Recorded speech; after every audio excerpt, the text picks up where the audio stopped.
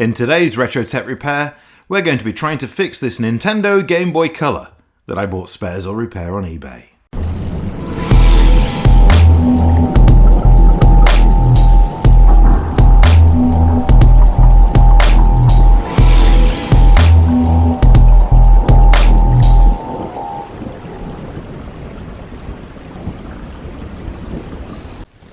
Okay, so here is our Nintendo Game Boy Color.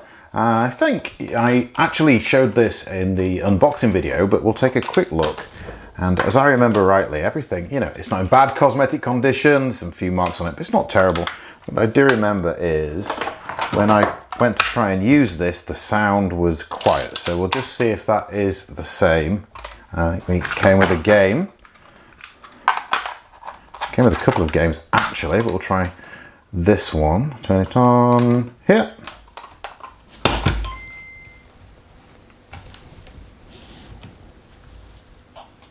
Oh yeah. I don't know if you can hear that, but the sound is very, very quiet on there. I don't want to get a content match on the Jungle Book theme, but the sound is very, very quiet. So let's just move past that onto the gameplay. It is very, very quiet. Now, I did try it also with headphones. This is on full volume, by the way. Oh, no, it's not quite. Let's turn it on full. Yeah, it is on full volume. I tried it with some headphones, and when I try it with headphones, sound from one channel, but then just like a muffled or close to no sound from the other. So at this point in my videos, I normally take a look at the eBay listing, but unfortunately in this case, a little bit too much time has passed between me purchasing and me filming the video. So let's see what we can find out from my eBay purchase history. So unfortunately I don't have the listing as I feared, but what I can show you is I paid $4.99 plus $3.48 shipping for this. So not bad. I think it came with a couple of games. I have one of them left. I think I sold the other one for about £10. So actually, I'm a little bit up on this one already, and that's very rare. Normally I lose money on these repairs. But anyway, let's try and quantify that sound level. What I'm going to do is I have an app which I've downloaded on my phone. I'm going to put that onto Sound Meter, and I'm going to put it next to our Game Boy Color, turn the volume up to full, and see what it's reading. So this is an app called DBX. I'm just going to put them hard up against each other. It will turn on the game and we'll see what registers here. You see my normal voice is about 75 to 85 decibels, something like that. So let's turn on our Game Boy and see what registers on the scale. So I don't want a content match, and I'm sure you don't want to listen to too much of the Jungle Book theme. So let's summarise by saying we got in the region of about 55 to 65 dB. Okay, alright, so we'll leave those same batteries. We won't use them again until it's time to test one more time, and I'm sure they won't degrade that much. So to open these up, firstly I should say I am not an expert in these repairs. I have never opened up a Game Boy Color before. It's the first time. There are, I'm sure, plenty of videos that show you how to do these repairs perfectly. This is not one of those videos. So before you turn off your video and say, well, what's the point of this then? I thought it was worth putting the video up because this might be an experience similar to the one that somebody could have if they do this for the very first time with no experience. Spoiler alert, this isn't going to be a great repair. Here's the video anyway. If you don't like it, I'm really sorry, but I hope you do. So to open these up, I did need to buy a special screwdriver. It's called a tri-wing screwdriver, I think, because it's kind of a bit like a Phillips, but it only has three prongs, tri-wing. Now, when I did Google online how noise problems with Nintendo Game Boys, and apparently they're not uncommon. And they are suggesting, from what I've read, that the capacitors, or some of the capacitors, could be at fault. So we'll have a quick look and see if any of those are leaking. They also suggested the speaker. And one favourite of mine, though, always to do is these.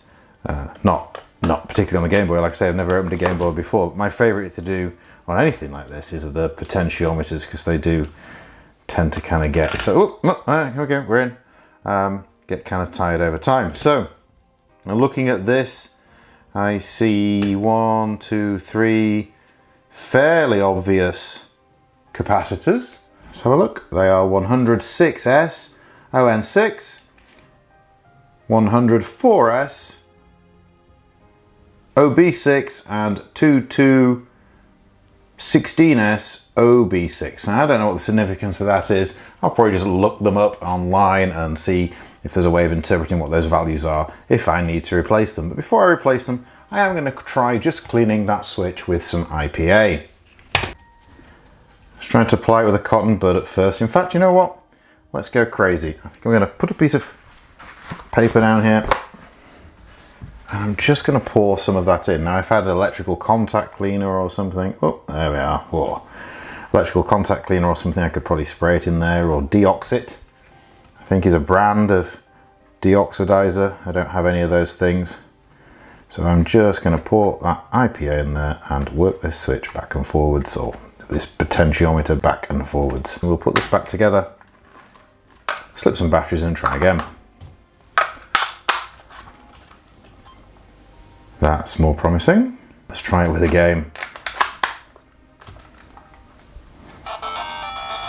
Well, it's still quiet, to be honest. It's still quiet. I'm going to try it with the headphones and just see if we have sound out of both sides yet. Well, the good news is we do, in fact, have sound out of both sides now. So we have stereo sound. It's still a little bit distorted. So maybe we do have to try recapping this. So, looking online again, it seems that this capacitor C38 is often the problem, and in fact, whoops there, and that is labelled as a 100 microfarad. Now, I do have some 100 microfarad surface mount caps, but they're a little bit larger than the ones that are in there. But I'm hoping that I'll still just about have enough room. So we're going to try that. So there are various ways that I've seen of removing surface mount electrolytic capacitors, but I decided to remove mine with a hot soldering iron and a little desoldering braid. Unfortunately, the memory card on my camera filled up whilst I was doing that, and we lost a little video. But perhaps it's a shame we didn't lose a little bit more, because what followed was an agonising process of me systematically trying and failing to get the new slightly larger cap to fit in the space that had been left by the old one. I fast forwarded through the video so you don't have to endure it too much, but suffice it to say, it was a pretty miserable process, involved a lot of shaking hands and burnt fingertips.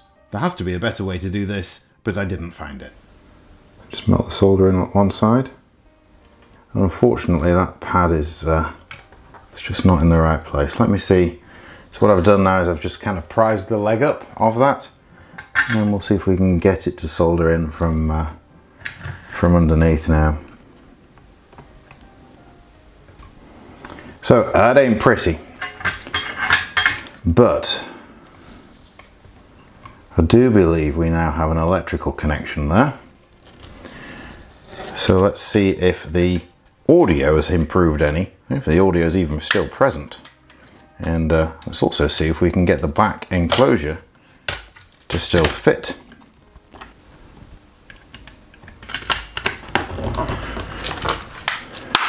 Okay. Put some batteries in. Moment of truth. Will it still work? Will it still make noise? Will it be any better? Who knows? Who knows? Zoom out a bit and we'll turn it around and we'll try it.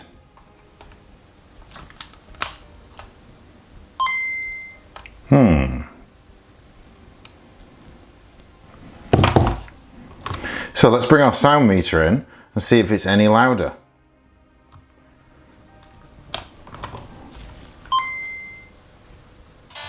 Ah, the joys of copyright protection, and here I am having to do another voiceover. But the good news is that in fact, the sound is much louder than it was before. Before the repair we were seeing 55 to 65 decibels, and when I've looked that up online, apparently that's about the volume of an office. Now we're seeing 75 decibels, which I understand is about the volume of a vacuum cleaner or a washing machine. So with the sound of success, if not the sound of the bare necessities ringing in our ears, perhaps now would be a good time to ask you for your support. So if you can find the time, I'd be really appreciative if you could leave a comment in the comments section below. It really does make a big difference to get feedback on the channel. And if you've enjoyed the video, maybe you could share or hit subscribe. In the meantime, we do have a couple of things yet to try with our Nintendo Game Boy Color, so let's get back to our repair. So I think what I'm going to do now is I'm going to replace the remaining capacitors and then we'll try it one more time, see if that makes a difference. So this time I'm going to try a brute force, a more daring mechanism of replacing these caps. Who knows whether it'll work or not, but I don't recommend this, like I say, but I did see someone else do this, so let's see if it works. Just put it on there and twist them off.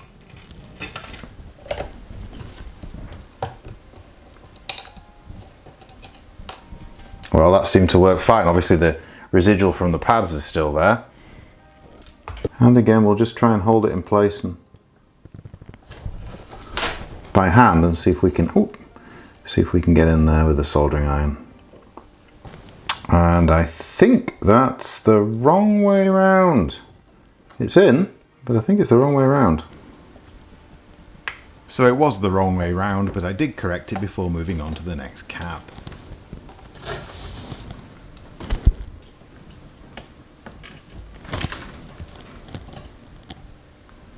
So I took the opportunity of having the case open to clean up the carbon pills and the contacts on the printed circuit assembly for the switches on the Game Boy. I also cleaned up the power jack with a little IPA and inserted and removed an appropriate size barrel jack a few times just to give the connector a little bit of a workout and clear any deposits that may have built up on it. I finished off by cleaning the exterior plastics and reassembling the unit, so now we'll take one last look at it and take some sound measurements for the last time. So where did we end up? Let's find out. And where we ended up was pretty much where we had been after we'd replaced the first capacitor that's in line to the speaker and cleaned up the potentiometer. There wasn't a significant increase in sound volume as a consequence of replacing the second two caps, but that doesn't mean to say that, some elements of the game that weren't improved in some other way that I couldn't tell. But that's about it for today, and so until the next time, I'd just like to thank you so much for watching Retro Tech Repair.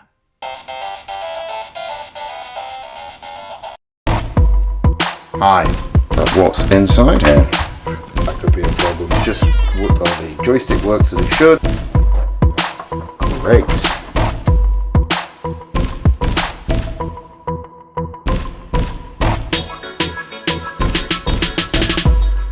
And again.